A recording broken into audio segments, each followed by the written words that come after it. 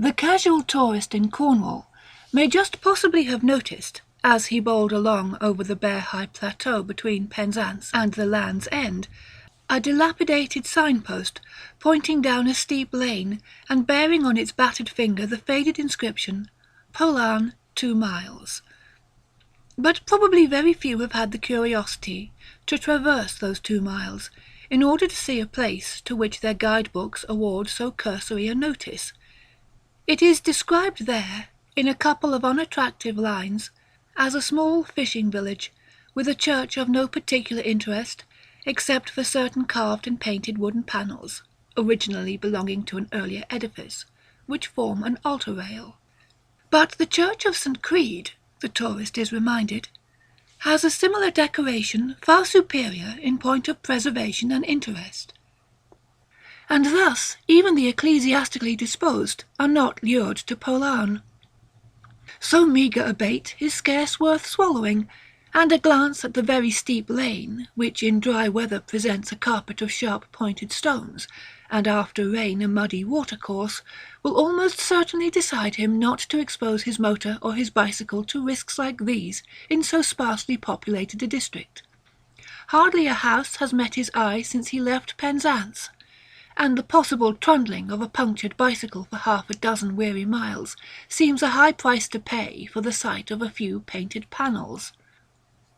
Polan, therefore, even in the high noon of the tourist season, is little liable to invasion, and for the rest of the year I do not suppose that a couple of folk a day traverse those 2 miles, long ones at that, of steep and stony gradient. I am not forgetting the postman in this exiguous estimate, for the days are few when, leaving his pony and cart at the top of the hill, he goes as far as the village, since but a few hundred yards down the lane there stands a large white box, like a sea-trunk, by the side of the road, with a slit for letters and a locked door. Should he have in his wallet a registered letter, or be the bearing of a parcel too large for insertion in the square lips of the sea-trunk, he must needs trudge down the hill and deliver the troublesome missive, leaving it in person on the owner, and receiving some small reward of coin or refreshment for his kindness. But such occasions are rare, and his general routine is to take out of the box such letters as may have been deposited there, and insert in their place such letters as he has brought. These will be called for, perhaps that day or perhaps the next, by an emissary from the Polan post office. As for the fishermen of the place, who, in their export trade, constitute the chief link of movement between Polan and the outside world, they would not dream of taking their catch up the steep lane and so, with 6 miles farther of travel, to the market at Penzance. The sea route is shorter and easier, and they deliver their wares to the pierhead. Thus, though the sole industry of Polan is sea fishing, you will get no fish there unless you have bespoken your requirements to one of the fishermen. Back come the trawlers as empty as a haunted house, while their spoils are in the fish train that is speeding to London. Such isolation of a little community, continued as it has been for centuries, produces isolation in the individual as well, and nowhere will you find greater independence of character than among the people of Polan. But they are linked together, so it has always seemed to me, by some mysterious comprehension. It is as if they had all been initiated into some ancient rite, inspired and framed by forces visible and invisible. The winter storms that batter the coast, the vernal spell of the spring, the hot, still summers, the season of rains and autumnal decay, have made a spell which, line by line, has been communicated to them, concerning the powers, evil and good, that rule the world, and manifest themselves in ways benignant or terrible. I came to Polan first at the age of 10, a small boy, weak and sickly, and threatened with pulmonary trouble. My father's business kept him in London, while for me abundance of fresh air and a mild climate were considered essential conditions if I was to grow to manhood. His sister had married the vicar of Polan, Richard Bolitho, himself native to the place, and so it came about that I spent 3 years, as a paying guest, with my relations. Richard Bolitho owned a fine house in the place, which he inhabited in preference to the vicarage, which he let to a young artist, John Evans, on whom the spell of Polan had fallen, for from year's beginning to year's end he never left it. There was a solid roofed shelter, open on one side to the air, built for me in the garden, and here I lived and slept, passing scarcely 1 hour out of the 24 behind walls and windows. I was out on the bay with the fisher folk, or wandering along the gorse-clad cliffs that climbed steeply to the right and left of the deep coombe where the village lay, or pottering about on the pier-head, or birds nesting in the bushes with the boys of the village. Except on Sunday, and for the few daily hours of my lessons, I might do what I pleased so long as I remained in the open air. About the lessons there was nothing formidable. My uncle conducted me through flowering bypaths among the thickets of arithmetic, and made pleasant excursions into the elements of Latin grammar, and above all, he made me daily give him an account, in clear and grammatical sentences, of what had been occupying my mind or my movements. Should I select to tell him about a walk along the cliffs, my speech must be orderly, not vague slipshod notes of what I had observed. In this way, too, he trained my observation, for he would bid me tell him what flowers were in bloom, and what birds hovered fishing over the sea, or were building in the bushes. For that I owe him a perennial gratitude, for to observe and to express my thoughts in the clear-spoken word became my life's profession. But far more formidable than my weekday tasks was the prescribed routine for Sunday. Some dark embers compounded of Calvinism and mysticism smouldered in my uncle's soul, and made it a day of terror. His sermon in the morning scorched us with a foretaste of the eternal fires reserved for unrepentant sinners, and he was hardly less terrifying at the children's service in the afternoon. Well do I remember his exposition of the doctrine of guardian angels. A child, he said, might think himself secure in such angelic care, but let him beware of committing any of those numerous offences which would cause his guardian to turn his face for him, for as sure as there were angels to protect us, there were also evil and awful presences which were ready to pounce, and on them he dwelt with peculiar gusto. Well, too, do I remember in the morning sermon his commentary on the carved panels of the altar rails to which I have already alluded. There was the angel of the Annunciation there, and the angel of the Resurrection, but not less there was the witch of Endor, and on the 4th panel a scene that concerned me most of all. This 4th panel, he came down from his pulpit to trace its time-worn features, represented the lich gate of the churchyard at Polan itself, and indeed the resemblance when thus pointed out was remarkable. In the entry stood the figure of a robed priest, holding up a cross, with which he faced a terrible creature like a gigantic slug, that reared itself up in front of him. That, so ran my uncle's interpretation, was some evil agency, such as he had spoken about to us children, of almost infinite malignity and power, which alone could be combated by firm faith and a pure heart.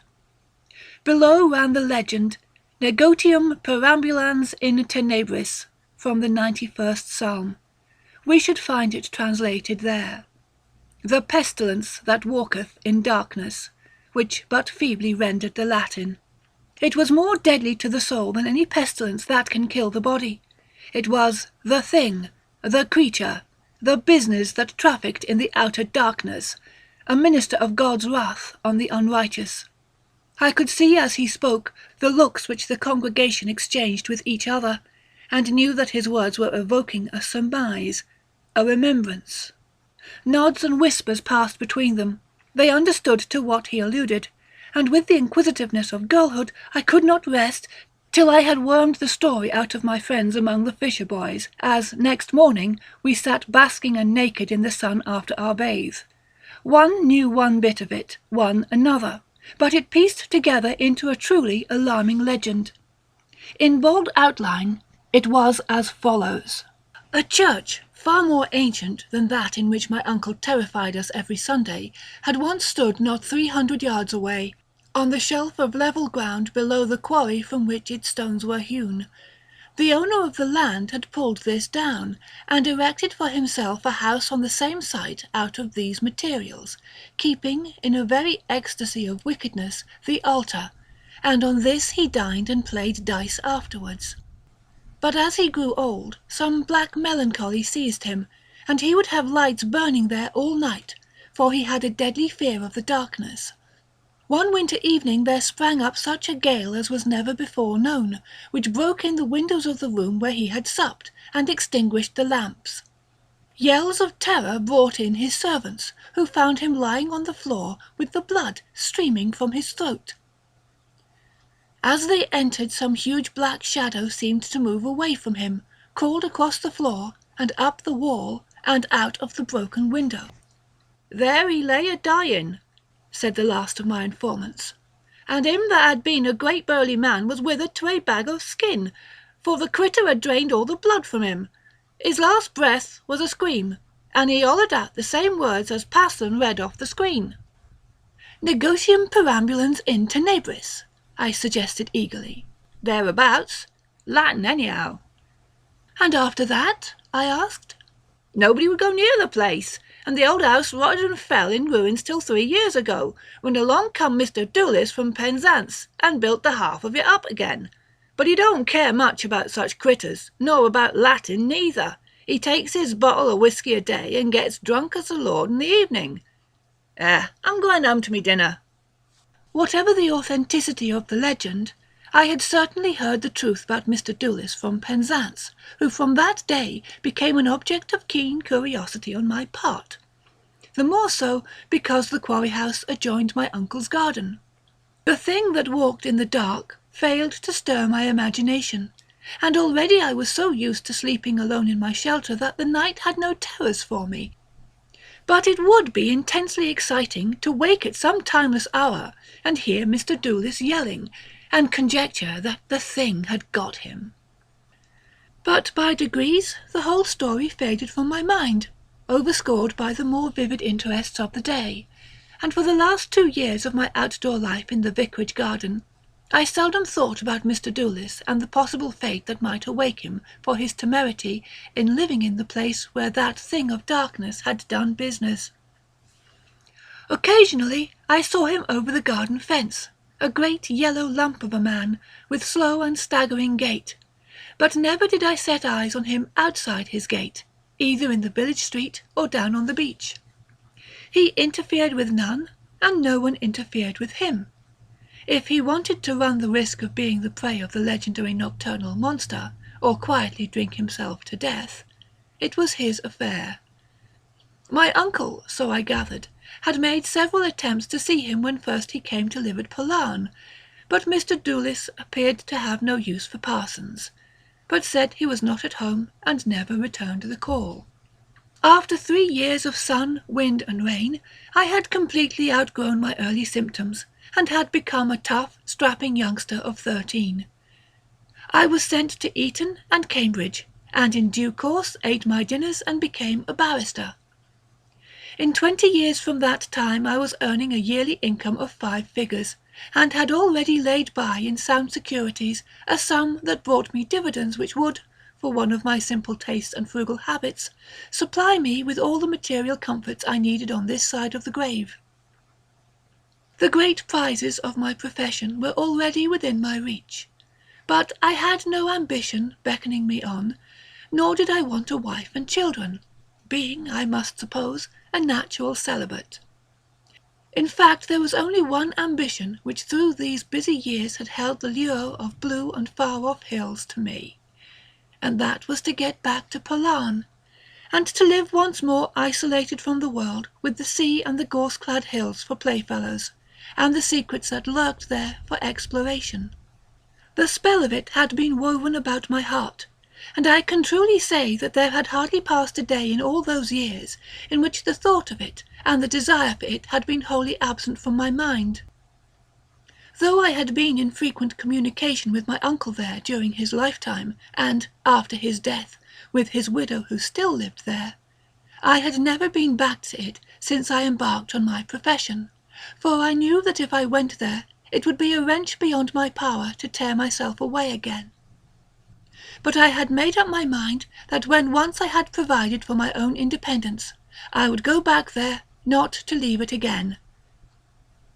And yet I did leave it again, and now nothing in the world would induce me to turn down the lane from the road that leads from Penzance to the Land's End, and see the sides of the Coombe rise steep above the roofs of the village, and hear the gulls chiding as they fish in the bay. One of the things invisible, of the dark powers, leapt into light, and I saw it with my eyes. The house where I had spent those 3 years of boyhood had been left for life to my aunt, and when I made known to her my intention of coming back to Polan, she suggested that, till I found a suitable house, or found her proposal unsuitable, I should come to live with her. "The house is too big for a lone old woman," she wrote, "and I have often thought of quitting and taking a little cottage sufficient for me and my requirements. But come and share it, my dear, and if you find me troublesome, you or I can go. You may want solitude. Most people in Polan do, and will leave me, or else I will leave you. One of the main reasons of my stopping here all these years was a feeling that I must not let the old house starve. Houses starve, you know, if they're not lived in. They die a lingering death. The spirit in them grows weaker and weaker, and at last fades out of them. Isn't this nonsense to your London notions?" Naturally I accepted with warmth this tentative arrangement, and on an evening in June found myself at the head of the lane leading down to Polan, and once more I descended into the steep valley between the hills. Time had stood still apparently for the Coombe.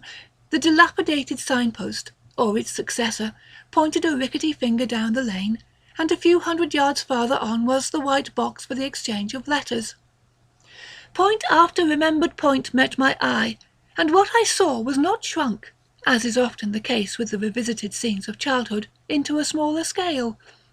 There stood the post office, and there the church, and close beside it the vicarage, and beyond the tall shrubberies which separated the house for which I was bound from the road, and beyond that again the grey roofs of the quarry house, damp and shining with the moist evening wind from the sea. All was exactly as I remembered it, and above all that sense of seclusion and isolation. Somewhere above the tree-tops climbed the lane which joined the main road to Penzance. But all that had become immeasurably distant. The years that had passed since last I turned in at the well-known gate faded like a frosty breath, and vanished in this warm, soft air. There were law courts somewhere in memory's dull book, which, if I cared to turn the pages, would tell me that I had made a name and a great income there. But the dull book was closed now, for I was back in Polan, and the spell was woven around me again. And if Polan was unchanged, so too was Aunt Hester, who met me at the door. Dainty and china white she had always been, and the years had not aged but only refined her. As we sat and talked after dinner, she spoke of all that had happened in Polan in that score of years, and yet somehow the changes of which she spoke seemed but to confirm the immutability of it all. As the recollection of names came back to me, I asked her about the quarry house and Mr. Doulis, and her face gloomed a little, as with the shadow of a cloud on a spring day. "Yes, Mr. Doulis," she said. "Poor Mr. Doulis. How well I remember him, though it must be 10 years and more since he died.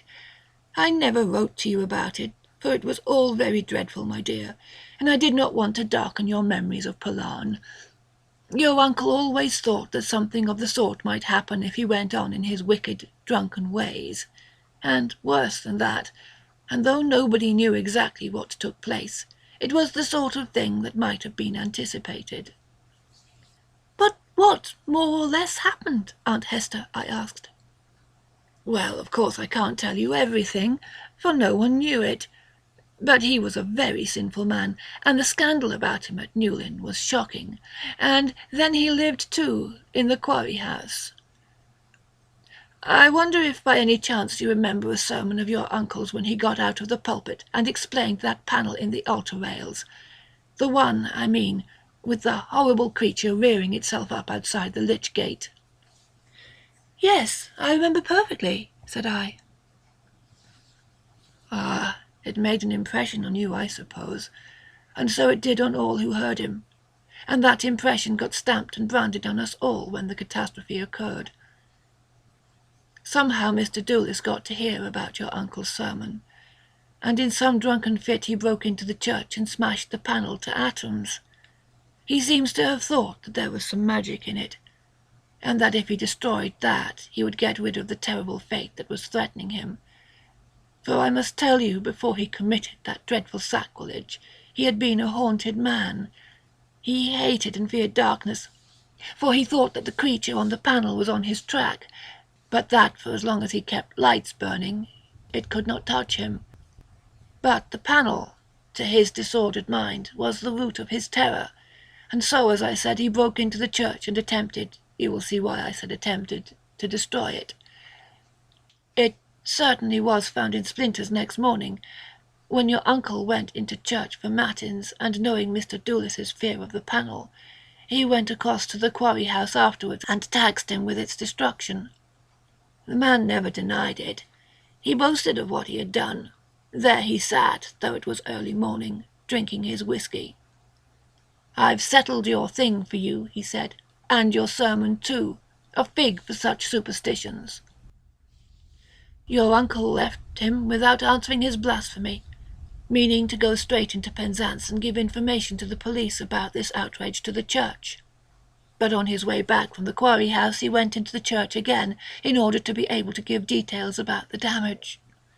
And there, in the screen, was the panel untouched and uninjured. And yet he had himself seen it smashed, and Mr. Doolis had confessed that the destruction of it was his work. But there it was, and whether the power of God had mended it, or some other power, who knows?" This was Palan indeed, and it was the spirit of Palan that made me accept all Aunt Hester was telling me as attested fact. It had happened like that. She went on in her quiet voice. "Your uncle recognized that some power beyond police was at work, and he did not go to Penzance or give information about the outrage, for the evidence of it had vanished." A sudden spate of scepticism swept over me. "There must have been some mistake," I said. "It hadn't been broken." She smiled. "Yes, my dear, but you have been in London so long," she said. "Let me, anyhow, tell you the rest of my story. That night, for some reason, I could not sleep. It was very hot and airless. I dare say you will think that the sultry conditions accounted for my wakefulness. Once and again, as I went to the window to see if I could not admit more air, I could see from it the quarry house. And I noticed the first time that I left my bed that it was blazing with lights.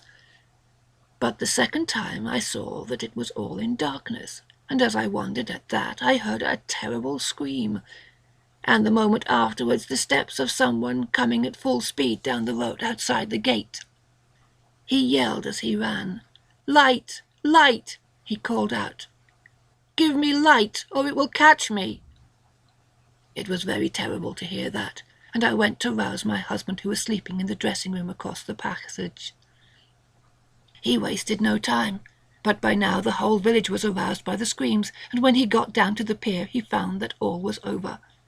The tide was low, and on the rocks at its foot was lying the body of Mr. Doolis.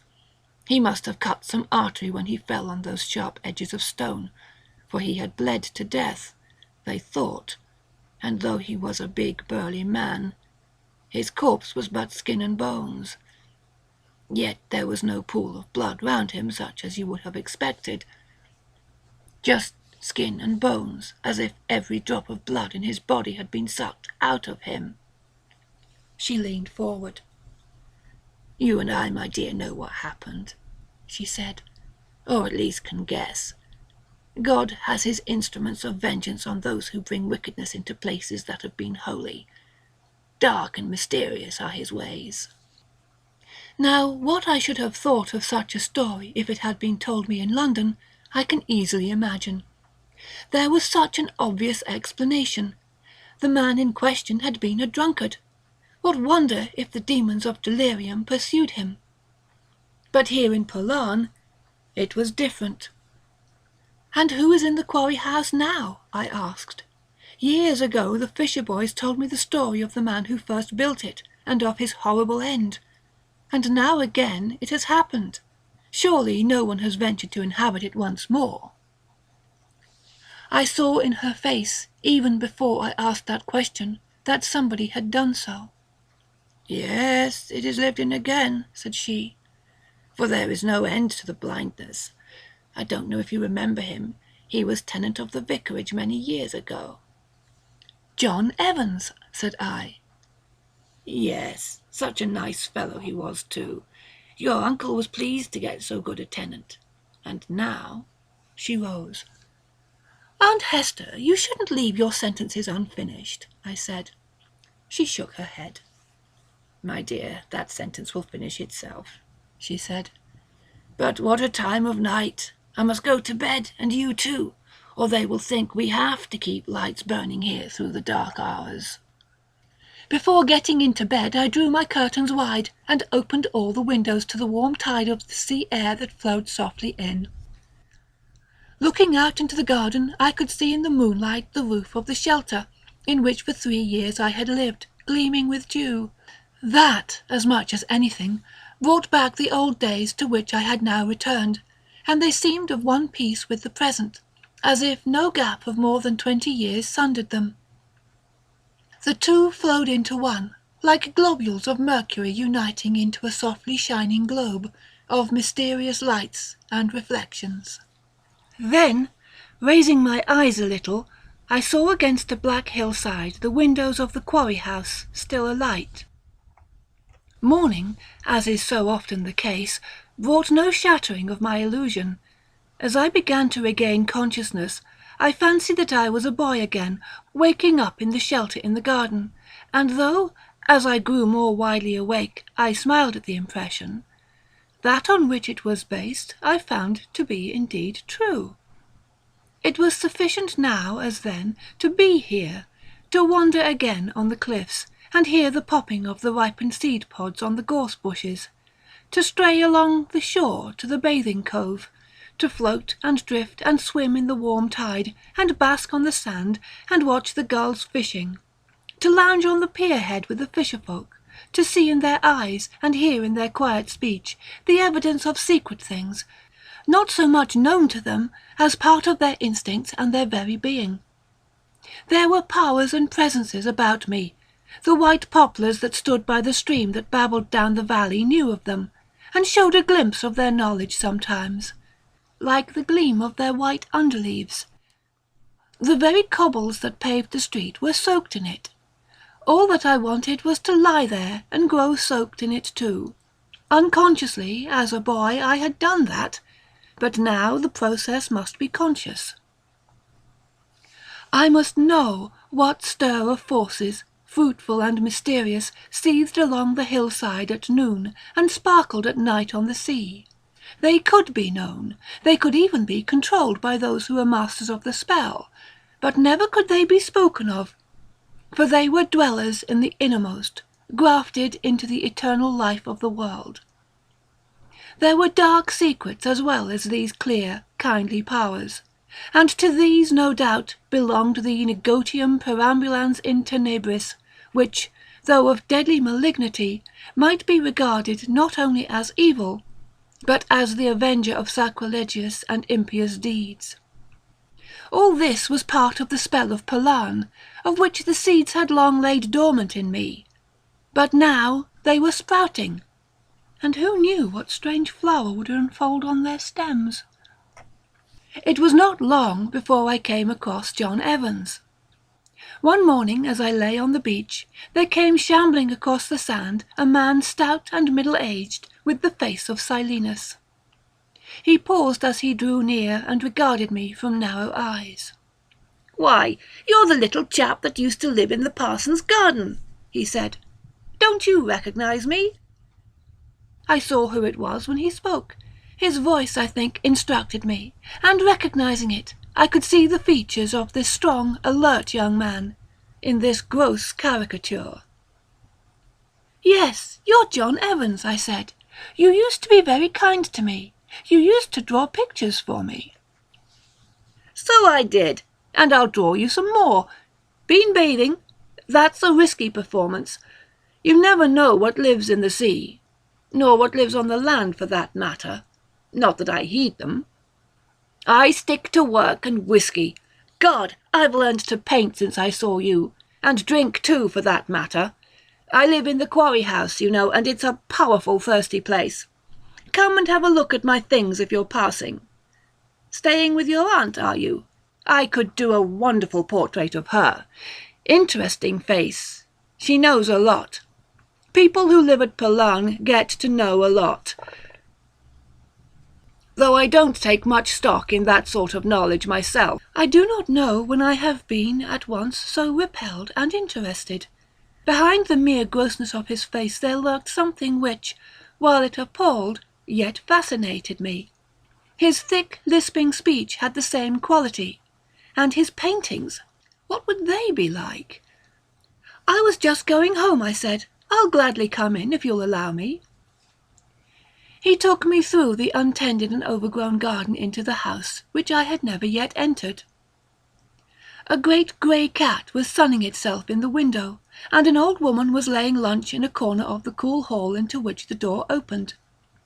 It was built of stone, and the carved mouldings let into the walls, the fragments of gargoyles and sculptured images, bore testimony to the truth of it having been built out of the demolished church.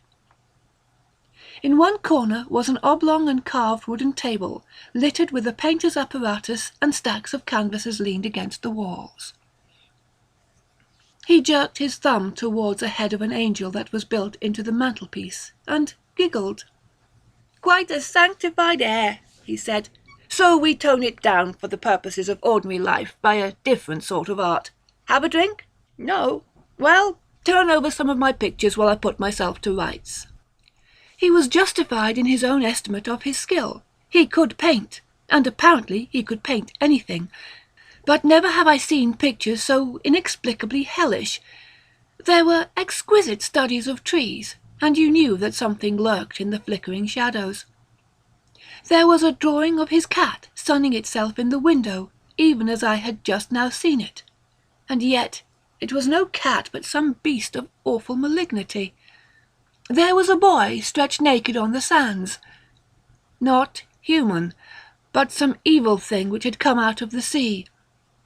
Above all, there were pictures of his garden overgrown and jungle-like, and you knew that in the bushes were presences ready to spring out on you. "Well, do you like my style?" he said as he came up, glass in hand. The tumbler of spirits that he held had not been diluted. "I try to paint the essence of what I see, not the mere husk and skin of it, but its nature, where it comes from and what gave it birth. There's much in common between a cat and a fuchsia bush if you look at them closely enough.